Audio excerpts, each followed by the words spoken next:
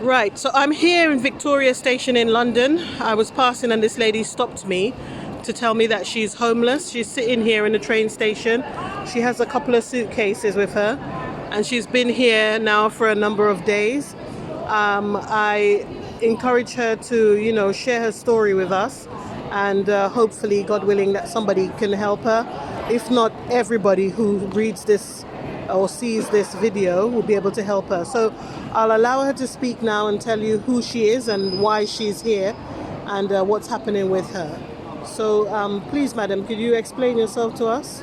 Yeah, my name is Emarite Kajobanza. I came on the UK in 2005. I get my stay in 2010. I start on the housing in 2011. I didn't get any proper place. I living on the sharing house. And the last one, they abuse me, they make me problem. I get sick there. That I'm homeless, I'm outside. I be homeless on January last year on now, like 1 year, 6 months. I get sick, I feel bad. I sleeping on the bus, on the train. I'm 60 older. That's I need help. I need help, please. I need help. You can help me. Okay. What sort of help do you need? Could you tell us? What Yeah, exactly would you housing. like? I need to get place. And I have problem for my benefits. But before I need the place to get peace and the place and to can help me on the benefits again because I'm disabled. Confirmation on the UK. I'm not getting really money. I don't know what happened. That I need help. The people to help me. Please, please, please help me.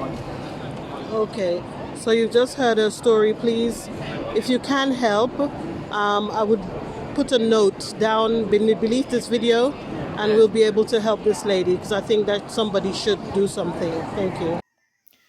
Bozo bandiam déjà été mafuta sikizani nga bino la grande dame bandi konzamba mona papa mbolela ngai bino kana cadre actualité ne to ya kopesa basango bandeko vidéo o bolande pesi pasi to linto s'adresser plus na communauté congolaise ya UK o baza na Royaume-Uni UK United Kingdom Royaume-Uni bandeko boza wapi yana bandeko belé na bamboka bapoto oyo baza vraiment ba malheureux et c'est vrai ata kutu aza na problème mukanda to ya nini mais soki passe ezali en tout cas bakongole nyonso baa bandeko bakongole tu baa bafamille to bakose soutenaka via molai on ne sait jamais jamais na bamboka bapaya boye tokovivre neti babinemi quand même eza epesi mpasi mpe maa komona mama ya mokolo ya 60 ans congolaise mais homeless na kati ya mboka ya Angleterre clochard fazer ndenge biso tobetaka tolobaka na Congo na mboka Angleterre précisément na Londres mama oyo nayebi te naomituna tozotiela bino be image bolanda naomituna c'est vrai elle n'a pas une famille certainement parce que soit azali na famille ta mosusu alingaki na famille na ye et ata baconnaissance mama aza na bango te vraiment comment moto akose retrouver ntina niveau oyo moi personnellement eza kolekela ngai bandeko peu importe je sais pas ce que les gens peuvent dire parce que na ba réalité aboye bato bazanga makambo te oyoka bato babandi koloba bilobela bato mosusu bakoloba o bango bayebi o bible ezoloba na biso na livre ya Job je crois na chapitre 6 que celui qui souffre a droit à la compassion de son frère, même si il abandonnerait le chemin, le droit chemin. Donc, ce qui veut dire que muto aonyo koma ana droit ba soutenir, ba assister. Ata soki mutu wana atambola ki mabe, to azotambola mabe, mais le fait qu'ana pasi azana droit à compassion Bible ezoloba. Mutu nyonso ana pasi ana droit à compassion. Bande komona mama ona balabala epesi pasi. Batindeli nga image oyo comme na ana chaîne na YouTube nalobaki nasala émission comme mpe na ana TikTok etalamaka nauti kobwaka video na TikTok ndenge namoneli yango eotalama vraiment makasi parce que na moins de 30 minutes déjà esali une affaire ba 250 vies de ce qui veut dire ti journée esi la vidéo ekotalema soki tokoluka solution pour cette dame. Vidéo eza mokuse, moi je m'inquiétais. Fallait peut-être numéro ezala mais alobi ke azana Victoria Station. Mutu oyo a filmé à Mondele. En fait, nazo ko assume maman o ana téléphone était certainement. Certainement maman ko za pas na téléphone était. Siko nazo ka mozo lekela ngai bato baza en Angleterre boyo ka ndinga zo explication lo ba en anglais parce que Mondele ana ebilingala te. Aye en Angleterre depuis 2005. Aye ko zo séjour na en 2010 ou 2011. Aumeli quand même na mboko. En plus, azali disable, aza handicap. Normalement, handicapé, à coquille jamais qu'on se retrouve en fait, vu qu'on ne sait pas qu'est-ce qui s'est passé, à l'obika raison qui problème en dako. En fait, bachaki est na ba sharing house. Bandako bakabolaka, ndaku eza ba chambre bozo kabola. Bon, apparemment on dirait situation ezaki bien té compliqué ndenge salika se retrouver libanda. Ce qu'on a évité normalement neti azana mukanda parce que so ezaki kana mukanda te. On peut comprendre ana mukanda et il y a quand même des associations, des endroits, je sais pas, des liés où il y a des hommes, les sous encore, bon, certainement ta musu pas éviter parce que les gens doivent vendre en poto, mais les gens mambo belé ba yeba na bangote, ba ela mambo belé ba éviter. Il y a de ces réalités là, sur amis sur au fond maté, en tout cas c'est compliqué. Moi je me rappelle période mon à kenda université. Quand on a quelle université bandeko bakata ngai mbongo ndako. J'avais 2 enfants à l'époque. Nazé na bana mibale et puis nazé na zeme. Bakati nga mbongo ndako. En fait, j'étais censé na futa ndako. Na tala mbongo bana mibale et bambongo université futa ya après 3 mois. Siko, en fait, c'était compliqué. Oh, bandeko nazonga housing ataba 3 fois. Il y a de ces choses-là, il faut vraiment en avoir connaissance. Ce qu'on y évite, en tout cas, aux aka mis sous blé boye, et au nyoko mis au souffrir, et pourtant, aux amutoko souffrir. C'était une amie, muto insistar le bilangate. Normalement, il faut pas foutre le mbongo ya ndako ndambo, parce que aux ana bana. Soko za na bana te oui. Soko za na bana te oui. Mbongo wana pona yo moko eza suffisant. Au futa chambre na yo et puis. Mais nengo zana wana bana normalement na logique il faut ba foutre la yo. Bande ko tuka liboso na kenda. Oh non ta batali ka boyi batu mususu bazonde ba document bo batali ki salga likmagam likolo. Deuxième fois ngabité. Troisième fois tellement la personne wa ebisanga ye pas na même quand abi non. Mambo yo ko ma mususu na kotisa recours bafutanga ba rappel ya mbongo soki ya 5 mois bafutanga ba rappel ya mbongo soki ya 5 mois soki 6 mois tellement mon mbongo ozali mo ebele miyibi et comme on na zali na banyongo mo wana fallait bakata ndambu mais l'essentiel ezake bafuta inga mbongo nanga. Donc émission na ko sala ngo pona ko beta sete bato bayebi moi loi na mboko baza ebele s'il vous plaît to sunga mama na biso il se pourrait ayebi pe makambo ebele te.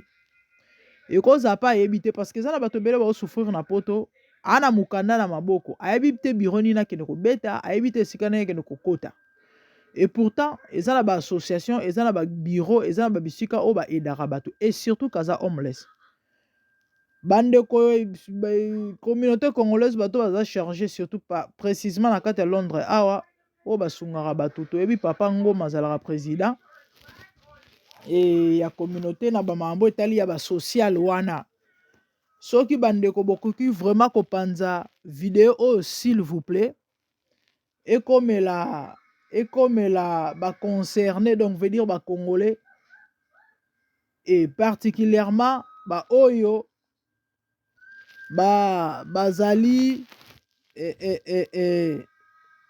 baza chargé ya mambo etali social na mboka opona kosunga bandeko ba congolais to zelaka te muto akufi après bon to bana kosala ba cotisation hein vraiment maman alali azolala libanda pendant soki combien de mois soki de semaines yango maman alala libanda ta bino moko na ba bifunda na ba bagage na ba valise na hein ezalaka te quand même Donc, comme personnellement, je suis un peu limité, mon numéro est à le côté. Net alobi que na Victoria Station. Bani obeta tourna Victoria Station. Bobeta tourna Victoria Station boluka mama oyo. Bato bayebi loi, bato bayebi mwa makambo na mboka oboyele enfin que akendo ko beta porte na ba bureau oyo et puis azoloba pe anglais na ye. Azoloba anglais na ye na ba bureau esengeli akende en plus azali disebo. Azana mukanda na ye. Soki ezalaki ata na mukanda te ça veut cause compliqué mais azana mukanda en plus aza problème de disability. Normalement akova na balakola na balabala te akonyoka maboye te. Azana droit ya income vi âge na ye pe elle a 60 ans aza mokolo azana droit ya kozwa income azana droit ya kozwa disability bon c'est compliqué vraiment vidéo epesinga pasi yango nalobaki non nasala émission les amis s'il vous plaît tosunga mama na biso oyo bandeko bayebi mwa mibeko ya bamboka yango bato oyo bayebi bisika nini akoki kokende kobeta baporte. En tout cas se mobiliser les amis s'il vous plaît kande baloba bisika moto akokufa moto amawazangaka te se mobiliser peut-être ngana kozala na tante songola kozala na tante mais moto mosusu akozanga te quand même se sacrifier surtout bato mosusu baza keno baza zinga parce que nous autres là on est na babanlie yana bato baza zinga ba Victoria yana ba mosika te bakoki kosala démarche oyo akoluka mama oyo vraiment tolekana kosunga ndeko epesi vraiment pasi epesi mawa nalinga nabakisa moke naloba bandeko ebele ya bakongole baa na bapoto mikolo eleki video ya tonton moko etambolaki un jeune auta Espagne auta bamboka oyo Maroc se retrouve en Espagne pendant soki plus d'un an mwana mobali wana alala libanda congolais soki 3 ans abeti en Espagne souffrance ya ndenge wana aliaka te kosenga kaka na balabala bandeko bino boyebi bapoto apasi lokola ba Espagne wana moto akoma nkubu kondeye likambo pourtant mobali kitoko alobi période moko abelaka makasi malili ebetaka ye na nde maladi yango esila yango moko kaka bongo botala nano vraiment ta bino moto akokufa peti akufi ebemba leta mais congolais. Les amis, toyeba kosunganaka vie ya molai on ne sait jamais. Bino bokanti mama o ayebaki un jour akolvanda na balabala. Ntango omoni mutu na pasi mpona shite po totya video ya mama na biso lisusu. Ntango omoni mutu na pasi ndeko eke oza na possibilité to makoki ya kosunga ndeko wana sala yango. Bible ezoloba mutu o ayebi kosala malamu azosala te azosumuka. Lorsque tu as la possibilité d'aider une personne et que tu ne le fais pas, tu pêches devant Dieu. Inzamba rotuna yo yango. Bolamu tosalaka bandeko ezongelaka biso. Bolamu tosalaka bandeko ezongelaka biso. Okosala bolamu lelo bosana na yo après 10 ans, 15 ans, 20 ans bolamu wana ozongela. Na uti komona video mo na TikTok na saki erreur fallait na télécharger vidéo wana. Couple moko bazali na problème bazali na nini na ndako bino boyika ba système ba ndako ya crédit na poto et comme na moment moko bazali na possibilité kofuta susu te et banque décidé bazoya baya kobotola bango ndako mwasi na mobali bavandaka na kati ya ndako boye bayoki porte kokoko batala nima ya miso etamboli aseke banque aye babotola biso mwasi abimi mbangu ake na porte abande kutu kotala te ake kaka lobi ke s'il vous plaît, bon accorder biso une semaine. Toi na possibilité de bopesa biso une semaine poto kanga biloko na biso. To bimato kende. Aki mungongo jeune mo lobi nono eza banque te, eza ngai yo nani JR. Maman azo kamwa yeko yamba. Ayeli bango chèque à $3000. Ah, mais nini? Basombelaka ye vélo garçon na tanga zala mwana moke. Maman na basombelaka ye vélo ata bino moko. Et abomba souvenir wana. Ah, mobile atali balobi ah bon. Et cause peut-être pas suffisant hein na ba problème to wana ngo awa. Tozo mbongo ngo kaka to futela ngo loyer et pardon caution ya ndako auto kino ko louer parce que oyo bazo ko boto. Moi mbalo wana ibisi bango alobi oyo eza libanda eza plus que oyo na pesi bino. Ah, nini yango eza libanda? babima libanda boye bakuta tala bato ebele bajeune ebele mwasi na mobali bakokomprendre te baza kobimisa basheke bazopesa bango me sikoyo bino boyebimaka bango ndeni jr wana alobi ke non ezanga nde mutu na partageaki yango na Facebook esali ke bato bayebi bino nde base mobiliser base motiver do bazwi au-delà même ya mbongo bango babimisaki po anini mama na tata na bazaki bato malamu il faisait tellement du bien na bu jeunesse na bango kala babandaki kosunga bato trop et chaque mutu aye na chèque azo expliquer bolamu basala ye donc napesi témoignage mpona koloba ke bolamu epolaka te mama papa omoni mutu na pasi sunga yana bato ebele bazwa badéception kosunga bato pourquoi mpona nini ingratitude le monde est comme ça mais kokanisa te ke bolamu oyo osali epola te mutu oyo osungi ata asungi yo te ndimela ngai nzambe akosala en sorte ke osungama te mpa na mutu mosusu oyo oyebi te osali mutu bolamu c'est vrai il se pourrait ke mutu wana azongiseli bolamu wana te e mingimingi mpe defo bato tosungaka bango te bato basungaka biso en retour me nzambe oyo alobi ke lwi ya semai na ya mwasi ekoleka te tanke likolo na se ekoexiste d'une manière ou d'une autre ekozongela yo yango bandeko nalingi na encourage mutu asala bolamu continue nalingi mpe na motive mutu oyo otika mpona nini parce que ingratitude ou encore mitema bato ya mabe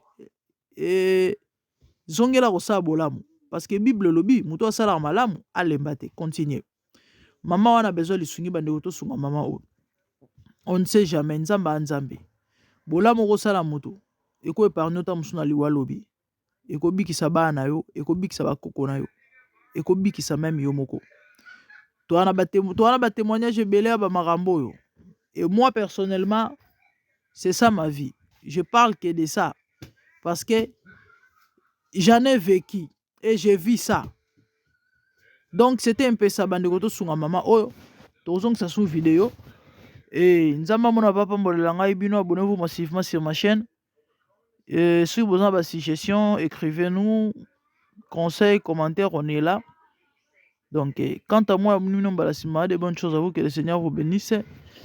Moi c'est la grande dame, hein? Merci, au revoir.